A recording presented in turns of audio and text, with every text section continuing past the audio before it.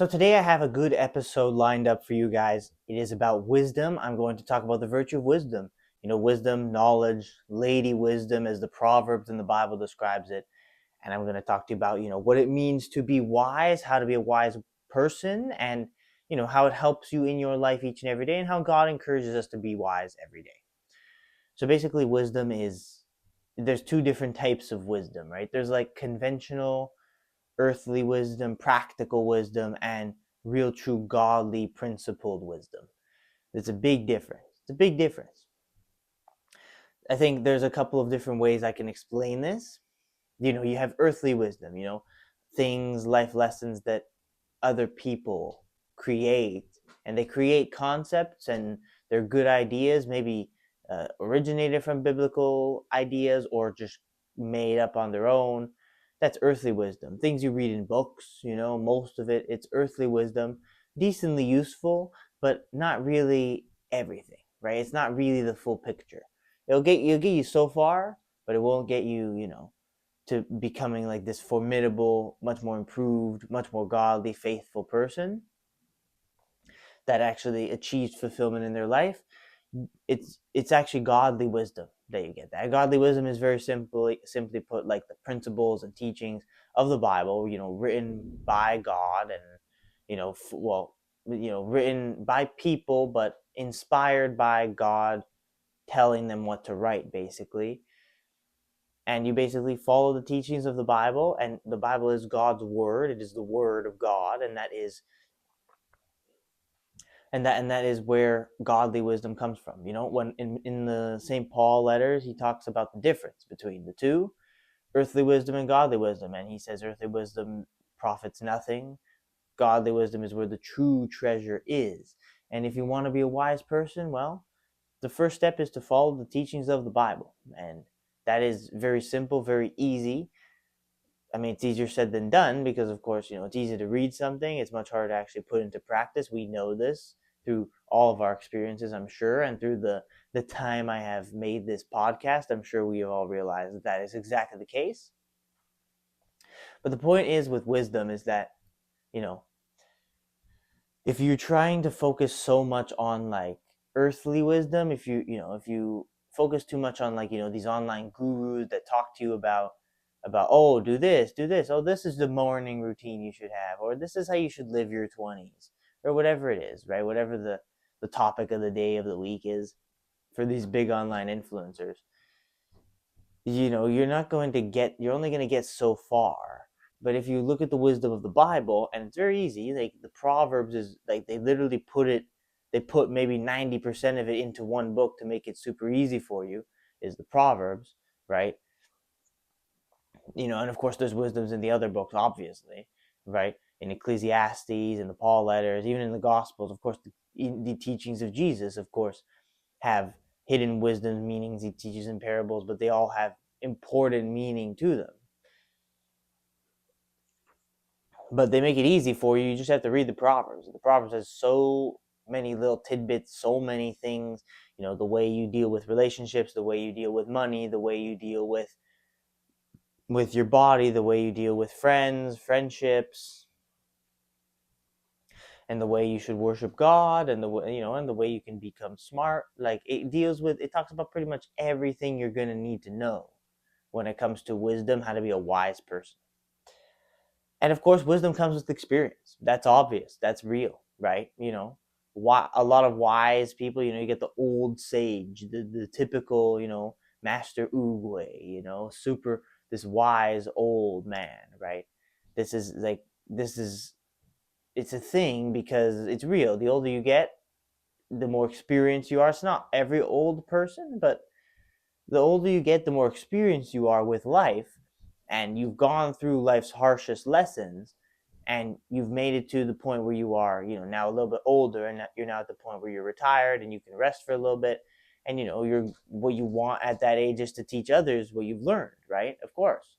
And that's the wisdom that they've gained. Depending on the person, vast majority of old people do have a lot more wisdom than someone my age because they've lived it. They've lived life. They've gone through the nuances. They've gone through the difficulties, the struggles, and come out the other side at least semi all right. A lot of them very good, a lot of them not so good. For the most part, at least semi all right, where they're pretty content in the life they lived. For the most part, there's wisdom in all of it. And as you get older, you're going to go through things, whatever those experiences are, whatever the pursuits are, whatever the dreams, the goals, the desires, the late nights, the early mornings, the people that come and go, the people that stay. Through it all, you're going to learn so many lessons. You're going to learn so many things.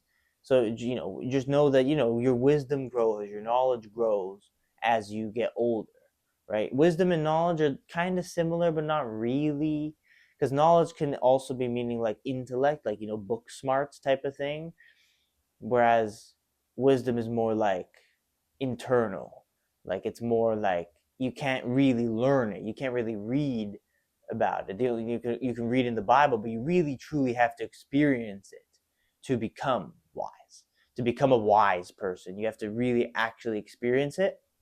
Whereas like the way knowledge is, like I think if you look at the definitions, they're a little bit different. The way knowledge is, you can just, you can read about it and you can know it in your head. And if you know it in your head, that's enough for it to be knowledge. The wisdom is the actual perceived effect of it, and maybe potentially the action that comes after the knowledge, right, is the wisdom to act in the right way, the wisdom to be a good person, and read the room, know things, and just like share them with people, share them with others, and apply them to yourself. So wisdom is super important, man. We all are kind of inadvertently seeking after it, even if that's not your main goal in life, you're seeking after some level of wisdom. You might not be seeking a level of book smarts and knowledge in that way. That's why I'm trying to differentiate the two. But we're all seeking some level of wisdom, because why else are you watching this podcast, for example? Why else are you watching stuff on the internet? Online internet gurus. Why else do you read the Bible? Like you do all these things because we're trying to grow ourselves. And the more wisdom we obtain, the more wisdom we hold in our minds, the better prepared we will be for life's biggest situations. And then as we go through life situations, we will actually gain more real world experience and real world wisdom that comes from it. But I think the biggest thing with wisdom is how I started this episode, which is there are two types, and you have to understand and you have to be able to differentiate from the two, right? Earthly wisdom's cool. Wisdom created by other people is cool. It's good. It's like it'll be useful, but it'll only get you so far in life if you just follow the wisdom of people,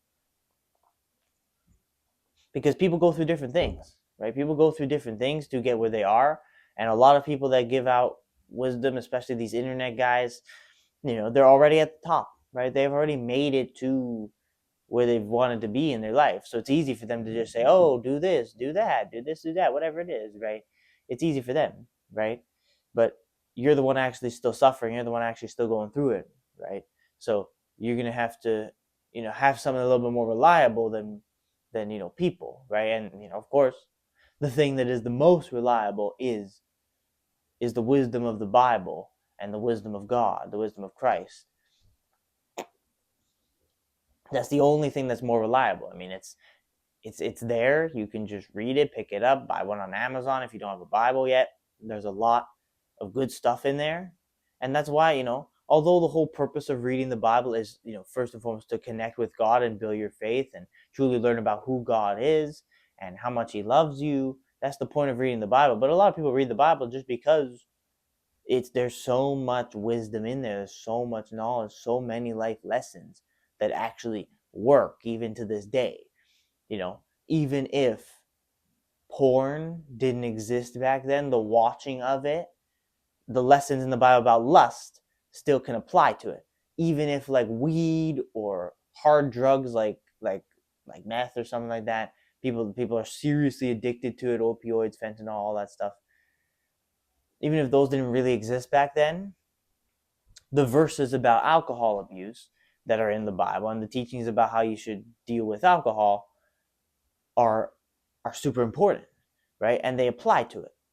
So it's a great thing, and it's truly withstood the test of time, but the wisdom in the Bible. And if it was, if the Bible wasn't true, it wouldn't be so knowledgeable. There wouldn't be so much evidence. There wouldn't be so much knowledge. There wouldn't be so many words of wisdom and teachings that still apply to this day. So, that's number one, right? If you want to attain wisdom, read the Bible and read the Proverbs, read the things that are the biggest teachings of wisdom, and then apply them to your life. You're not going to do it all in one day, of course, because there's so much in there, but apply it to your life. Apply it to your life. And, you'll see that you grow as a person, constant growth. Wisdom changes, maybe. Maybe you think one thing and then you realize that it's something else, right? Oh, maybe the answer to this question is actually different, when it comes to life.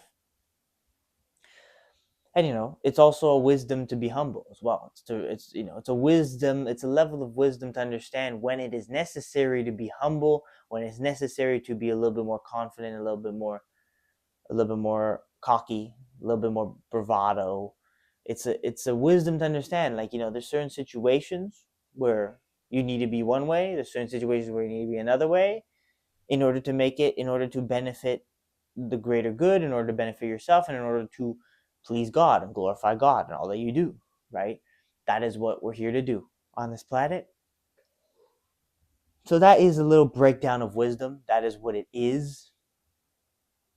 And that's why we all seek it. We all seek it because it's important. The wiser we are, the more we can help others, the more we can teach others around us about our experiences.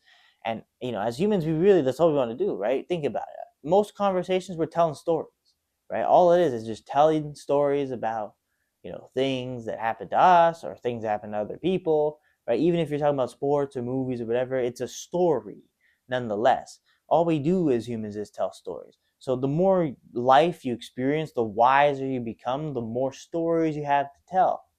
So not only is it good for you to become a better person, to be wise and to have wisdom, it's good because it allows you to help other people too, because you can share it. And that's the beauty of it. You don't have to keep it to yourself. You don't have to hide everything. You literally can share what amazing lessons you've learned in life with all the people around you. And of course, with the internet, then that means there's even more openness and more people you can talk to about your life. But of course, with the internet comes the good and the bad. Obviously, you have to understand that. But with the people around you, you're helping them. So wisdom's super important, because there's this psychological thing when you get older. As I said before, I mentioned, you've now gone through your life.